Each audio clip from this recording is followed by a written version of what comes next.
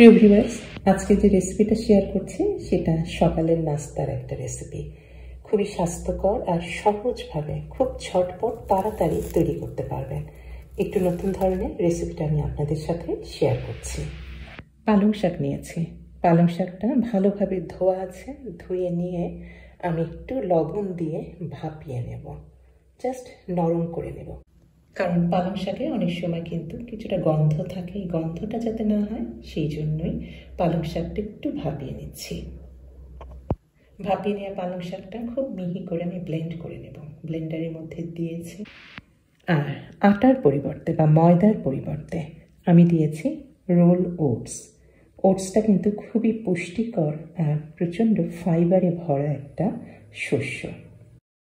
খুবই low calorie হওয়ার জন্য ওটস খেলে কিন্তু ওজন বাড়ে না। আর দিয়ে দিচ্ছি তার মধ্যে প্রোটিন, অর্থাৎ ডিম। আমি 2টা ডিম দিয়েছি, একটাও ডিম দিতে পারেন। আর ওটস যেটা দিয়েছি, ওটসের বদলে ইচ্ছা করলে আপনারা বেসন দিতে পারেন অথবা দিতে পারেন ময়দা, এটা দিলেও কিন্তু হবে। খুব মিহি করে ব্লেন্ড করে নেওয়া হয়েছে। পালং শাক, ওটস, ডিম আছে, আর এর মধ্যে দিলাম স্বাদ অনুযায়ী লবণ, আর কিছুটা দিয়েছি পানি। পানিটা আমি জাস্ট ব্লেন্ডারটা ধুয়ে দিয়ে দিয়েছি। কনসিস্টেন্সিটা অনেকটা এরকম রেখেছি, খুব বেশি কিন্তু পাতলা না, কিছুটা ঘন। এখন এটাকে পাটি সাপটার মতো করে ভাজবো।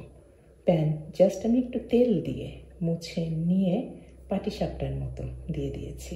একটু ঢেকে দিতেও পারেন, আবার না দিলেও পারেন। আর উপরে দিয়েছি কিছুটা চিজ। এটা কটেজ চিজ বলে, আপনারা যে কোনো ধরনের পনির গ্রেট করে দিতে পারেন, মাংস একটু দিতে পারেন যদি থাকে লেফট ওভার গত রাতে, এটাও দিতে পারেন। আবার কোনো সবজি যেমন সালাদের মতো একটু শসা কুচি বা গাজর কুচি অথবা টমেটো কুচি একটু লবণ মাখিয়ে দিলেন, জাস্ট মুড়িয়ে নিলেই তৈরি হয়ে গেল। খুবই মজাদার একটা, খুব সহজ একটা প্রোটিন সমৃদ্ধ লো ক্যালোরি ডায়েট নাস্তার রেসিপি।